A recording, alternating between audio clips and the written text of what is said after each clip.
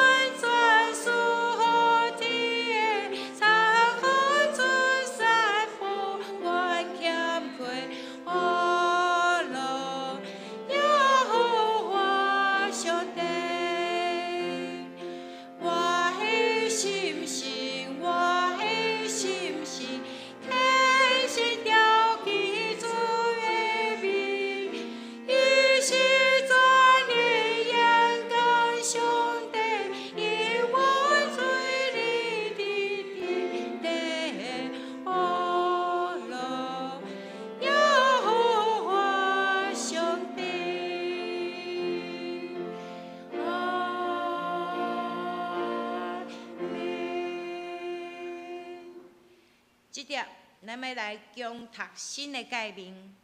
伫圣诗的头前，新的诫命，请你着尽心、尽性、尽意听主你的上帝。即个诫是大个，也是头一个。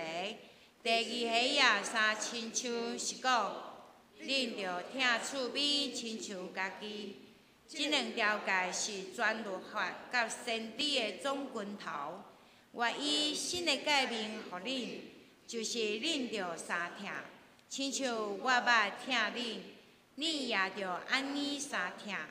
恁若相听，众人要对安尼知，恁是我的学生。请坐。交读启应文，请咱掀开圣诗后壁面。圣诗后壁面启应文第6篇。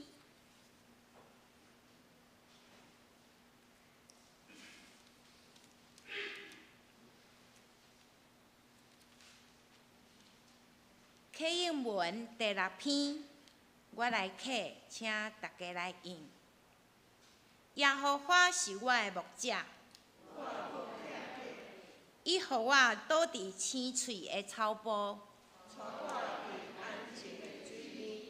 伊予我的灵魂静养。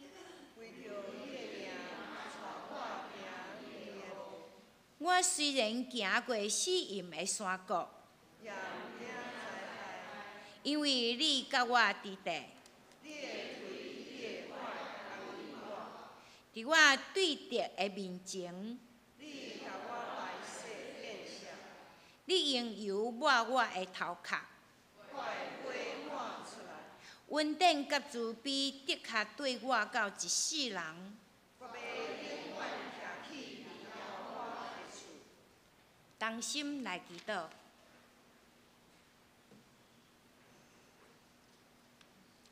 学乐感谢信实的大主宰，日月星辰，时间运行，万有生态，拢是伫你的业力内面运行。你常常也将新的境地放伫阮人的世界，互人常常有新的愿望甲期待。人伫世间，日过日，年过年，感觉日子亲像射箭，一下仔就过去。你爱阮珍惜光阴，认真过日子，温困无贫大，嘛爱阮的心内有火热，福势无提示。恳求主帮助阮，互阮伫迎接新的年的开始，除了感谢以外，阁会晓算家己的年日，知着怎样骨来向前，往着的方向甲目标来前进。亲爱的主上帝，伫新春万物换新的时，恳求主会光照阮的心。过去一年无好的，拢扫除，赢活阮的心神，互阮用新的心、新的精神，对主的脚步来行。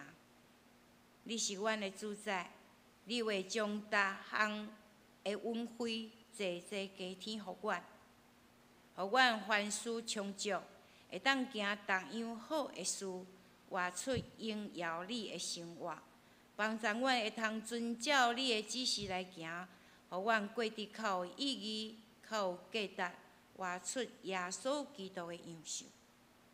虽然年假休困的时，伫圣的日，阮尊主最大，掠敬拜你最要紧。求主借着圣灵，将你的疼灌压伫阮每一人的心，互阮知除你以外，无有其他的疼会当真正满足阮的心。但愿自执伫你的面前，求你开阮的耳孔，会通听见你的教示，拍开阮的目睭，通看见你奇妙的作为，开阮的心门，将你的话会通记条条伫阮的心里，互阮的灵命重新得到快乐，灵魂搁较兴旺，身躯健壮，互对基督来真正的平安、愿望甲喜乐、甲富足会当充满伫阮每一人的生命中，熬疼主，搁会熬疼人。阮将今早起的敬拜，诚侪芳芳的祭要献互你，愿主欢喜搁接纳，祝福阮的敬拜、学乐甲感谢。安尼祈祷拢是奉靠主耶稣的名，阿免。咱大家做学乐的祭司，三角吟圣诗来学乐上帝。圣诗452首。圣诗452首，要来学乐上帝，请咱起立，上帝疼痛哪会遮大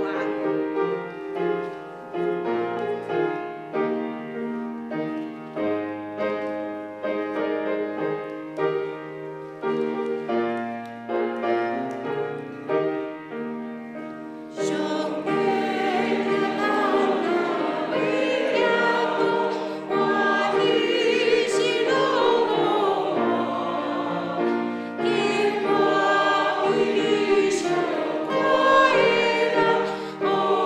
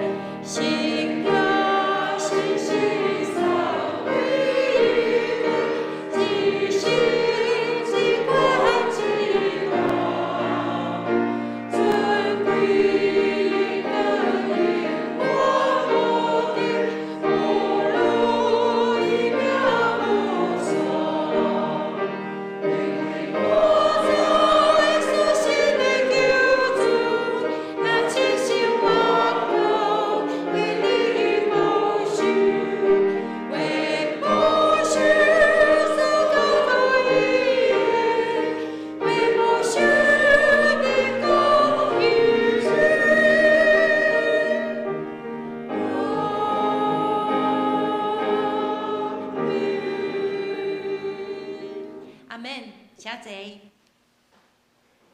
应邀归乎主上帝。即点，咱三甲来看圣经，请咱掀开旧约圣经出埃及记。周报的后壁面嘛有咱三甲来看。出埃及记35章，咱要看第4节、第5节，以及第10节、甲20节到22节。我来读，请咱详细来听。第4节，摩西对以色列人全会讲，耶和华所吩咐的话是安尼讲：恁中间着摕礼物献予耶和华，既若心愿的，通摕伊来做献予耶和华的礼物。第10节，恁中间既若心有智慧的，拢着来做耶和华一切所吩咐的。第20节到22节，以色列人全会对摩西的面前出去，既若受感动，对心欢喜的，拢总来摕礼物献予耶和华，用来做会幕的工甲一切的路用，也用来做圣衫。既若出伫心欢喜的查甫妇人拢来，大家将金器，就是兴前的饼尖、鱼钩、拍印的手指、甲手环，这是逐人将伊的礼物献予耶和华。今天是和会，所以我用华语再来念一遍。出埃及记第35章4到5节，第10节、20节到22节。摩西对以色列全会众说：“这是耶和华所吩咐的话，说要从你们当中拿礼物献给耶和华。凡甘心乐意的，可以把耶和华的礼物拿来。”第10节，你们当中凡心里有智慧的，都要来制造一切耶和华所吩咐的。以色列全会众从摩西的面前出去，凡心受感动、灵被驱策的，都带耶和华的礼物来，为要造会幕和其中一切的器具，以及缝制圣衣。凡甘心乐意的，连男带女都来了，各将金器，或是胸针、耳环、打印的戒指和项链带来，摇着金器的摇祭献给耶和华。圣经读到这里，今天志美牧师为我们讲的题目是献心献银荣耀主。各位弟兄姐妹，新年快乐！新年快乐！我们在过年期间都是合堂礼拜，那牧师也是照例用华语来讲道，因为昨天呢有一些弟兄姐妹没有来做礼拜，因为他们有新年新春的规划。那今天呢第一次碰到，还是要跟大家说一声新年快乐。那我们一起来祷告。阿爸父神，我们感谢你，在旧历新年的一开始，我们聚集在这里敬拜。主，我们全心全人献给你，用我们的一生服侍你、敬拜你。愿主你悦纳我们所献的一切，也求圣灵继续运行在我们的心中，让我们今天可以借着出埃及记35章的经文，主，我们再一次的在你面前立志，用我们甘心乐意的祭献给你，也愿你能悦纳。我们这样的感谢祷告，奉靠耶稣基督的名，阿们。昨天是大年初一的新春称谢礼拜，我们在昨天有谈到，在敬拜上帝的同时呢，我们必须要先意识到什么呢？意识到我们跟上帝立约的本质。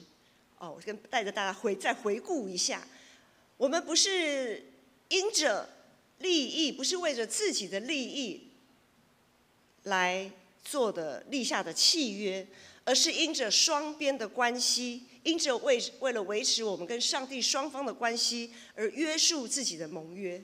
我们不是跟上帝不是契约，而是盟约，是看重的是关系，不是那个利益。昨天还有谈到，上帝因着自己的怜悯，他愿意约束自己的怒气，收回了他原本要对那一群拜金牛犊、顽梗悖逆的以色列民执行审判的计划。同时，上帝他也因着这样子的盟约，他为了自己的公义，他约束自己的怜悯跟慈爱，他不以有罪的当作无罪。明明就是错了，错了就是错了。但是呢，只要你愿意悔改认罪，上帝就会给他们一条活路，给他们一个机会。但是呢，如果他还是死性不改，硬着颈项，怎么样都不肯回头，那么公义的上帝依然会击杀。我们从出埃及记其实读到今天就已经要读完了。我们明天开始的读经进度要进入到士师记。从出埃及记的最后10章，也是32章到34章，我们看到了那一段，就是以色列民跟上帝立约，然后他们拜了金牛犊毁约，又重新立约的整个过程，实在是叫人触目心惊，替他们捏把冷汗。即使上帝约束了自己的怒气，而以色列百姓呢，后来他们也约束了自己的行为，但如今放在他们心里，呈现在他们眼前的一个事实是什么呢？事实就是上帝所击杀的，上帝会击杀的，不再是在埃及的那一些长子或者是牲畜。上帝会击杀谁？上帝会击杀近在眼前，就是他们自己的同胞。我们自己这些上帝的子民，上帝也是会击杀的。在亲身经历到，其实我的生命，我的命其实不是我自己的。我想在前几个主日，一节牧师有谈到我们的命是谁的这样的事情。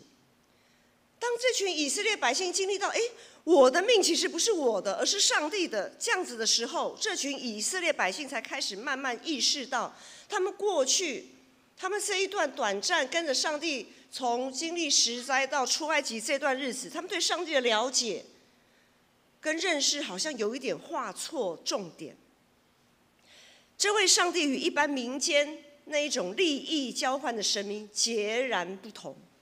那么问题就来了，与他们立约的这一位上帝又到底是怎样的一位上帝？这位上帝到底在意的是什么？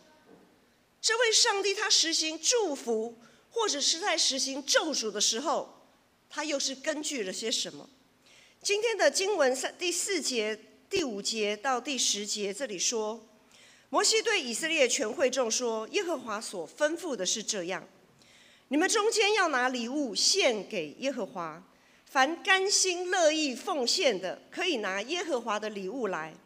你们中间凡心里有智慧的，都要来做耶和华一切所吩咐的。就在经历一场生死交关的金牛犊事件，上帝跟以色列百姓重新立约之后，上帝借着摩西吩咐他们，你们要从你们当中拿礼物来献给耶和华，凡甘心乐意的，可以把耶和华的礼物带来。你们当中凡心里有智慧的，也都要来做一切耶和华所吩咐的。还记得吗？之前在32章言犹在耳，亚伦才对以色列全会众说，来，你们拿出你们的金耳环，你们拿出你们的金耳环，然后呢就造出金牛犊的时候，上帝大发雷霆啊。其实那也才刚经历过的事情。如今摩西又要会众，来，你们都来奉献，拿出更多东西的时候，会众会不会错乱呢？之前进前我提迄个金鱼膏的时阵吼，做迄个牛肚出来，哇，那个整个天摇地动啊！现在搁要提物件出来献，唔知会发生什么代志未？对于这群以色列会众来讲，他们会不会错乱？他们会不会疑惑？会不会担心说动辄得救？之前拿了耳环做了金牛犊，造成这么多的死亡，如今会不会又重蹈覆辙呢？摩西要求会众呼召会众奉献，跟亚伦有什么不同？摩西要大家来奉献，来，拿出你们的东西来，甘心乐意拿出你们的礼物来。亚伦也是说，来呀，拿出你们的东西来，有什么不同？摩西跟亚伦最大的不同在于，今天的经文里面有说，这是耶和华所吩咐的。亚伦他是凭着自己的想法去做的，而摩西是凭着上帝的吩咐，同样是奉献，动机不同，意义不同，结果也必然不同。上帝才是发号施令的源头，这是以色列百姓在金牛犊事件当中所学到的功课之一。有上帝合可的行动将受到祝福，反之将遭到咒诅。于是在今天的经文20节到22节说，以色列全会众凡心里有感的、受感动和甘心乐意的，都拿耶和华的礼物来，用以做会幕当中一切的使用，又做圣衣。凡心里甘心乐意奉献的，连男带女，将许多的金器金饰都带来献给耶和华。这一副连男带女，大家带着自己的金器金饰来献给耶和华，这样子的一个全心全意奉献的画面，实在令人感到振奋。但就在以色列百姓甘心乐意的奉献之后，他们所秉持的那个奉献的初心，还会一直持续下去吗？还会一直持续下去吗？我们刚才有讲到，在之前亚伦要他们献上金耳环的时候，马上怎么样？非常就是立即的，马上就蹦出一只金牛犊出来，供他们参拜。但是如今呢，摩西要他们献上这一些奉献，远超过预期的奉献，却迟迟没有一个具体的东西。没有一个什么金牛犊跑出来，让他们可以参拜，甚至可以让他们狂欢的庆典。在献心献银的过程，他们发现，过去我的命好像不是我的，是上帝的，那么我的金子似乎也不是我的金子哦。上帝要用我的金子来成就什么？自有上帝的安排，不是我能说嘴的。然而我全心全意的奉献我的心意，我的甘心乐意，我的心意显然也不再是我的心意。上帝要用我甘心乐意所摆上的那一切，要达成怎样的果效，也不是我能掌控的。上帝到底要让这个果效成就了什么？让这样子的奉献成就怎样的果效？成就怎样的画面？他所要成就的是一幅荣景，还是枯槁的样子？都已经不再是我们能控制的。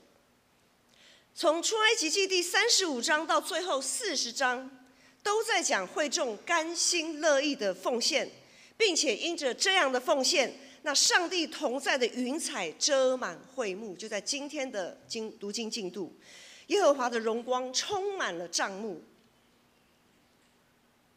这样的荣景让我们羡慕啊！今天的经文停留在非常感动、非常荣耀的这样子的一个画面。殊不知牛牵到北京还是牛啊！台语说牛牵到北京还是牛。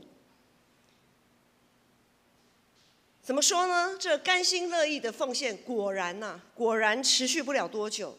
当我们在继续往后读的时候，出埃及记结束之后，后面有利未记嘛？利未记结束之后还有民数记。好，当我们在看利未记、民数记的时候，我们会在里面发现什么呢？我们在利未记里面发现亚伦的2个儿子，他们把会众甘心乐意的奉献当作是自己的。在民数记里面，我们会看到亚伦跟米利暗这2位祭司先知，他们挑战摩西的权柄，他们想要争高位。一旦当我们奉献多了以后，我们会不会把自己的身价也慢慢在不知不觉当中抬高到觉得自己可以有所掌控？除此之外，民书记还记载许多以色列会众向摩西发的怨言，甚至他们还发动了叛变。为何在今天的经文，在出埃及记最后的这一段万众归一、万众一心、甘心乐意奉献的荣景没办法持续呢？为什么这么健忘？因为这群以色列百姓还没有下定决心啊。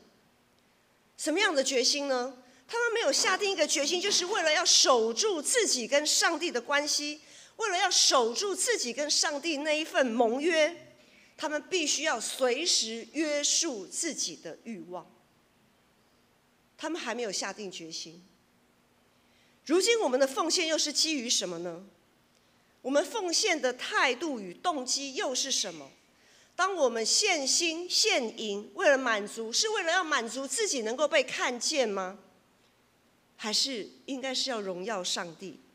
当我们献心献银，在进行各种事工，在这个一连串的过程当中，我们是否会在这过程当中不断确认自己的心意有没有太过于膨胀？或者是有没有确认这一条路、这个事工、这个奉献，是不是上帝所悦纳的？还是会像亚伦那样我行我素，碍于形势所逼？哎呀，大家都这么看好啊，大家都说好啊，好像在人的眼光来看也不错啊，好像没有什么道理要停掉，没有道理要转弯。改变然后呢，我们会不会就像亚伦那样，碍于形势所逼，在不知不觉当中为自己制造了金牛犊，也为团契、为教会制造了金牛犊？在今天的经文21节说：“凡心受感动、灵被驱策的，都带耶和华的礼物来，为要造会幕和其中一切的器具。”所有的奉献都是为了要制造会幕和其中一切的器具，这一切都是为了要敬拜，而敬拜的目的是为什么？敬拜的目的就是要我们继续跟上帝维持这样盟约的关系。会幕中所有的器具的样式、材料、工法，甚至于像那些耗材，像香料啊、圣膏油这样子的消耗品，都有它特别的规范。当然，很多时候我们在读出埃及记，因为在25章到29章，包括从35章又到39章，有许许多多的这些规范，什么东西该怎么做啊，什么东西该怎么做啊，我们可能看了会觉得有点好枯燥哦，这一段真的是好烦哦。但是我们会看见上帝是不会随随便便的，也因此我们的敬拜也不能随随便便的，我们的奉献也不能随随便便的，不能随心所欲。我们的敬拜、我们的奉献都是要按着上帝的心意，而不是按着我们自己的心意。当我们在看出埃及记这一段献心献银的过程，是为了要让我们能够意识到，在献心献银的同时，我们必须要约束自己。不是我们爱怎么做、爱怎么献就怎么献，不是我们自己想要如何就可以如何。如今我们都是新约属基督的子民，我们每一个人都是圣灵的殿，以马内利的主天天与我们同在。我们每一天活着就是在敬拜，我们每一天活着就是在敬拜。我们都必须用这一份新生命，耶稣基督所换得的新生命，救赎的新生命，来怎么样？来维持一个盟约，维持一个圣洁的身份，维持一个可以配得这些救赎恩典的身份。凡心里受感、甘心乐意的，都该拿着耶和华的礼物来。那么，讲到这边，可能大家会不会心里很疑惑？那耶和华上帝到底要我们带什么礼物啊？上帝到底喜欢什么呢？在撒母耳记上15章22节有一段我们大家非常熟悉的经文，牧师在这边来读。耶和华喜爱燔祭和祭物，岂如喜爱人听从他的话呢？听命胜于献祭，顺从胜于公羊的脂油。我们所能奉献的，不论是金钱或者是能力，都是出自上帝的恩典。奉献什么其实根本不是重点，因为我们所能奉献的那一切，对上帝来说，那本来就是他的。不论是金钱、才情、能力，那些本来就是属于上帝的。但我们的心意却某度度哦，我们的心意却是浮动的。我们的心是否专属于上帝？我们为了这一份关系，到底愿意付上多少代价？那完全是取决于我们的选择跟我们的意志啊，跟我们的意志。听命跟顺从是献心献银的最高境界。也就是说，我所献的金子确实已经不再是我的金子了，我所献上的心意也不再是不必然要照着我的想法来成就，因为上帝的意念高过我们的意念，上帝的道路也高过我们的道路。只要我们在献心献银的同时能有这样的认知跟觉悟，我们与上帝之间就能继续维持盟约的关系，这样的奉献就一定能荣耀上帝的名。那么其实这样看来，献心献银的过程舒服吗？其实不那么舒服，不只是要花时间，或者是我们要损失我们在金钱财务上的支配权。在献心献银的过程，除了这个之外，还有很多不舒服的地方。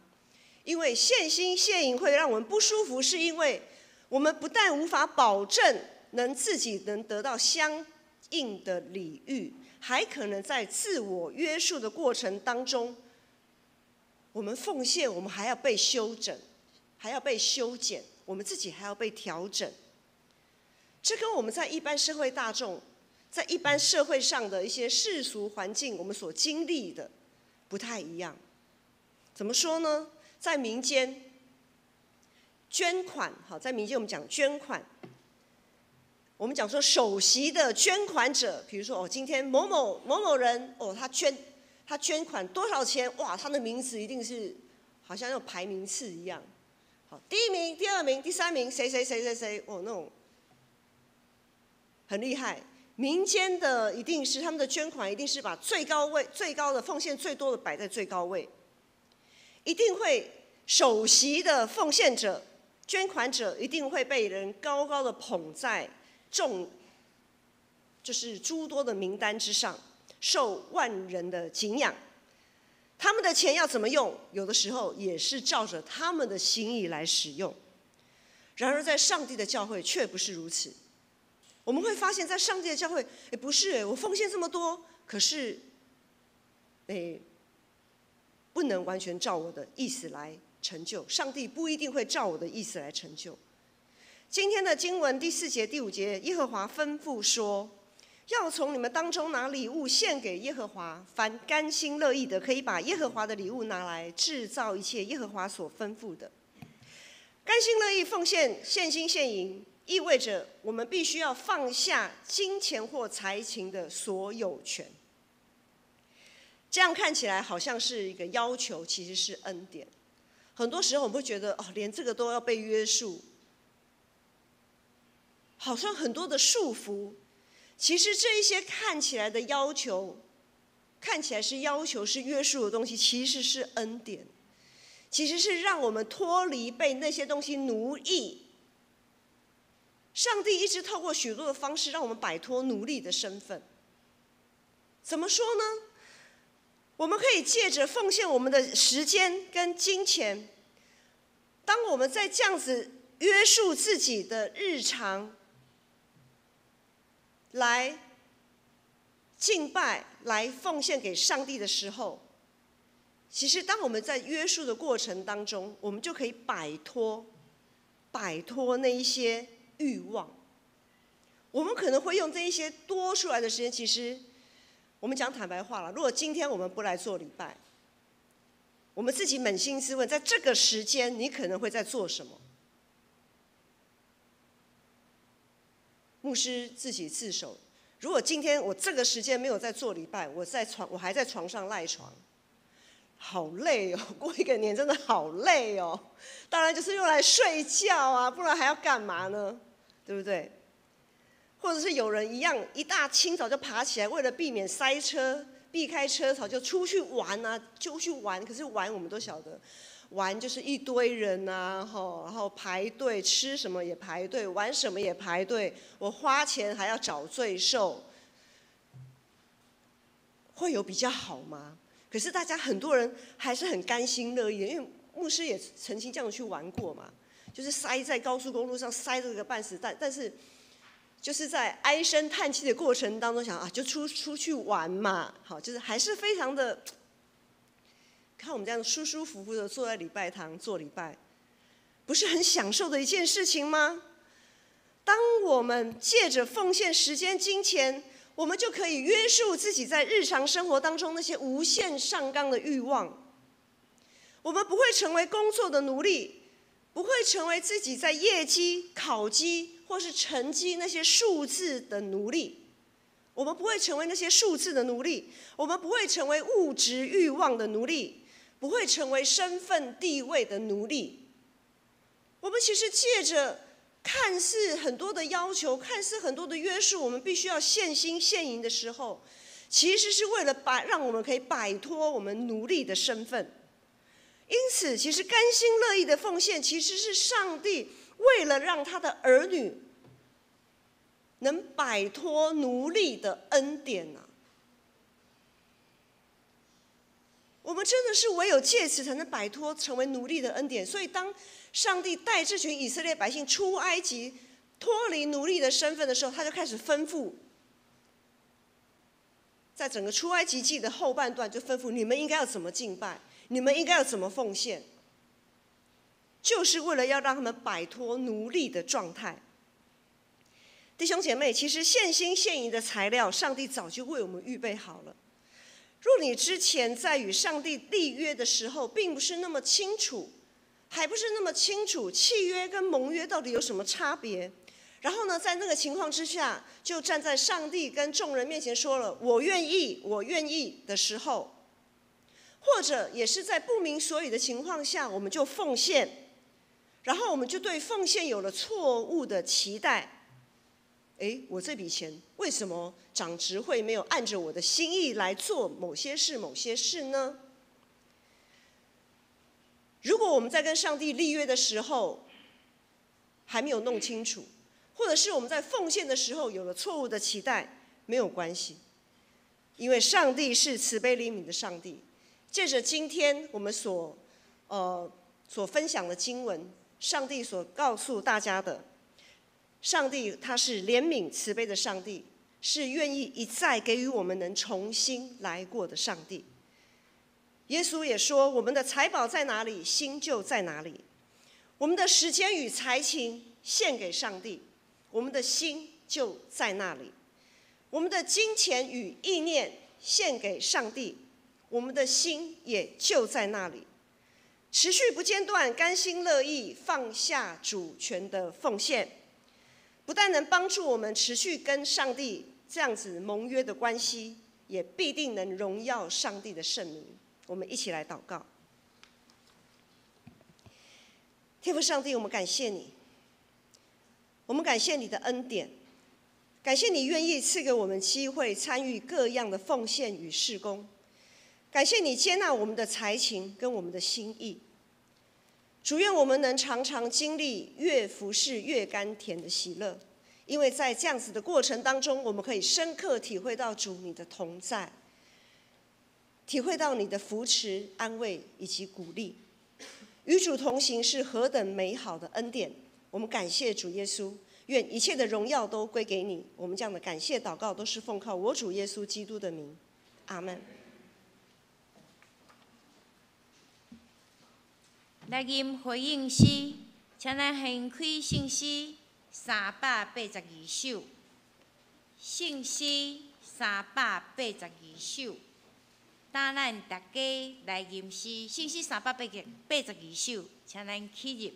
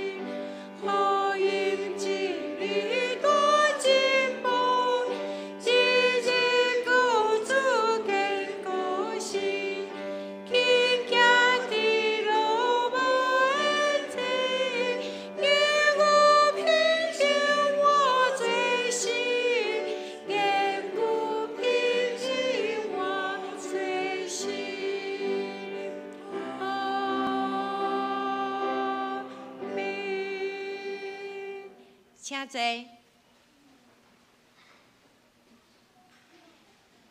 咱备万心来做奉献。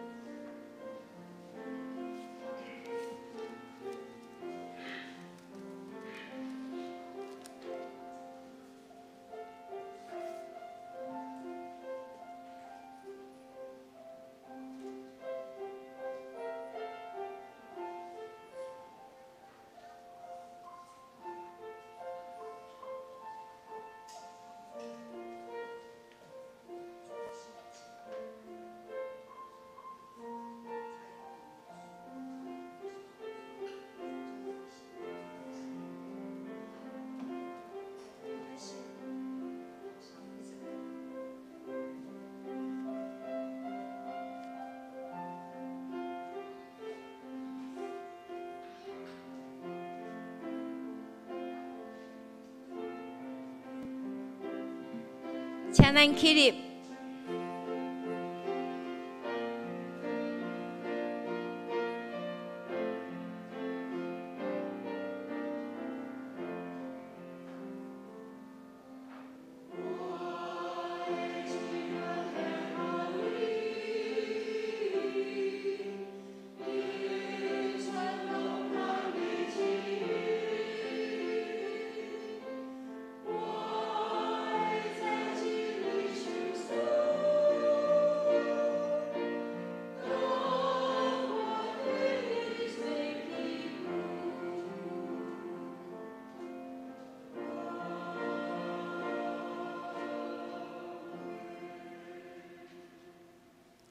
请坐。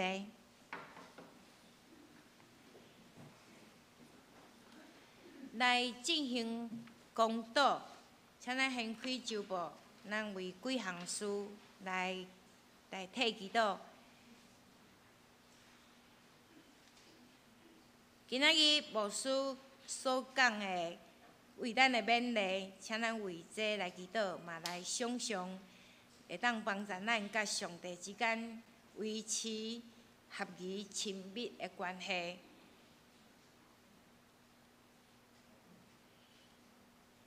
咱公道的事项，愿我们为上帝所做的奉献，能帮助我们与上帝之间持续维持合宜亲密的关系。第二，请为我们的肢体，现在在安养的，请为陈金子、陈王兰、洪甘之、陈德明、刘秋敏、庄宝玉、陈丽水、胡艺梅、杜昭、陈秀荣、赖胜雄、陈义利、林以诺、洪英哲、孙兆正、刘淑珍、李才颖、黄世敏，也为在复监中的刘慧忠、李碧莲、石凯华、张宏龙、邱千惠，以及在化疗的黄静茹、李雅娜、陈怡君、郭仁吉、林文成与其他的太太家境，我们为他们提名来祷告。第三，春节期间，愿上帝保守大家都出入平安，阖家团圆，所做一切能容神一人喜乐满意。第四，我们为乌俄战争、以巴战争、红海危机、南美智利野火以及日本石川及新疆地震等天灾人祸来祷告，也为我们的需求来祷告。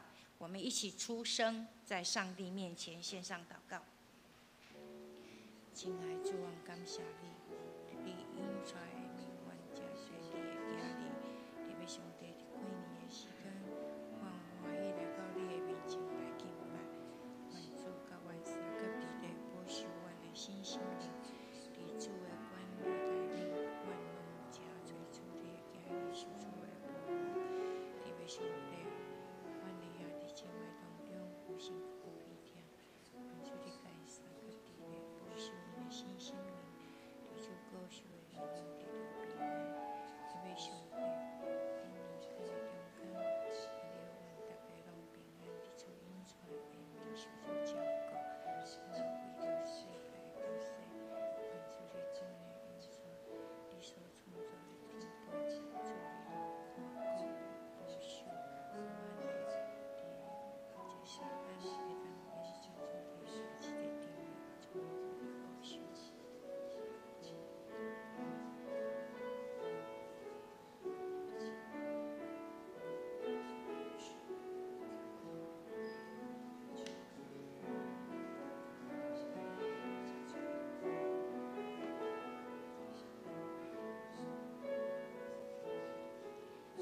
亲爱的主，阮人实在软弱搁软正，惊兄病痛烦恼，就会当互阮无心神，意志软志，心搁艰苦。求主帮助，使阮坚固的信心。当阮拄着患难的时，第一就是会晓呼叫你的名。你是阮的石盘，是阮的帮站。阮的帮站是对你来，你是赐平安、欢喜的神。你有应允，无论阮求什么，只要信，就要得到。当阮败咧困求的时，你使阮等待甲信心，还未开喙求讨的时，你就知阮的需要甲欠缺。你爱阮来到你的面前。存谦卑的心，学习放落甲交托，将所求讨的交予你。求主纪念，应允阮的祈求。无论身心病痛、战争，也是天灾人祸，拢求主怜悯，看顾保守。感谢主听阮恳求的声。此时，阮也要用你教阮祈祷文安尼三甲祈祷讲：阮伫天的爸，愿你的名圣，你的国临到，你的旨意伫正，伫地人亲像伫天日。阮的日时今仔日，互阮赦免阮的辜负，亲像阮也有赦免辜负阮的人。无得带阮入去，着救阮脱离迄个歹个。因为国、权能、荣光，拢是你所有，代代无尽。阿免。即了我来报告，各位兄弟，大家新年恭喜，上帝祝福咱大家。伫过年之前，我去大卖场，大卖场哇，真侪人，大家一车一车足大车塞出来，甲咱要算数的时阵，就排足长。那过年除夕前一天，咱就放假。我就去菜市啊，去菜市啊大市买菜。哦，我的天哪！买菜排真大卡迄个布袋去排，结果袂用即出来，人拢挤咧。我迄个袋啊伫后壁，我人伫头前游袂来。你看人遮尔多，我就咧想，一个过年大家拢买甲遮尔多，我想毋知要食到当时。我看我的年菜，我甲阮兜的人讲，食一礼拜拢食袂完，因为过年咱欢喜，着煮甲真粗糙。今仔日咱礼拜人有较少，因为过年有的转去因的老家，有的咧要去奉请，有的要转来咱的厝，互咱请，所以大家真无闲。毋过咧，咱掠主最大。掠敬拜上帝最要紧。今仔日咱三甲组织伫这中间来敬拜上帝，我想上帝纪念咱的心。咱来看周报。本主日是年节期间的主日，爱餐暂停供应。关怀部备有茶点，供大家会后来联谊享用。第二，2月14就是星期三查经祷告会。于新春期间暂停一次聚会。第三，下主日就是2月18日，泰雅尔宗会南二教会要来本堂做建堂所需的请安跟募款跟献诗，请大家共同关心奉献。第四点，2月20号就是星期二，如此晴空有限公司要从早上到下午，在本堂1楼交易厅进行2手衣的义卖活动。义卖所得扣除相关成本后，将悉数奉献给教会的宣教基金。欢迎兄弟姐妹共同来响应。第五点，2月25日将举行今年第一次圣礼典，请欲受洗的，或是要坚信礼，或是转会籍的弟兄姐妹向牧师来报名，以利安排相关事宜。当天与主同坐席，请主内陪餐的肢体预备心。第六点，2月25日就是礼拜后，我们将举行今年度定期和会，会员名单已公告在教会的公告栏，我们可以去看。还有各团契的群组，请在籍会员留意，要索取纸本和会手册的，或因故不能来出席参加的，请务必至1楼柜台登记。还有我们报告团契的消息，2月24日勤社团契将举行春季1日游，地点是乌来，我们也为他们来祷告。奉献的部分，请我们自己来看，有错误的请向会计或是出纳来订正。以上报告。咱斗阵来吟上营511首，上营511首，阿老上帝至权至尊，请起立。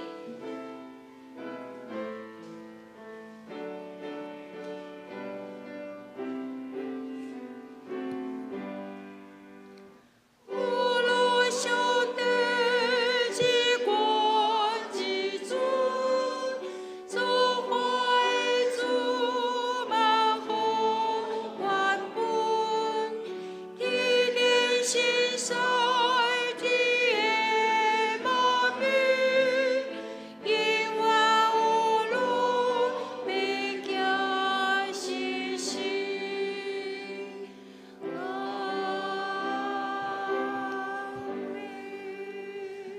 愿主耶稣基督的恩典、天父上帝疼痛、圣神的扶持甲帮赞，互恁所献的一切，拢会当荣光主的圣名，对即时直到永世代无尽。阿门。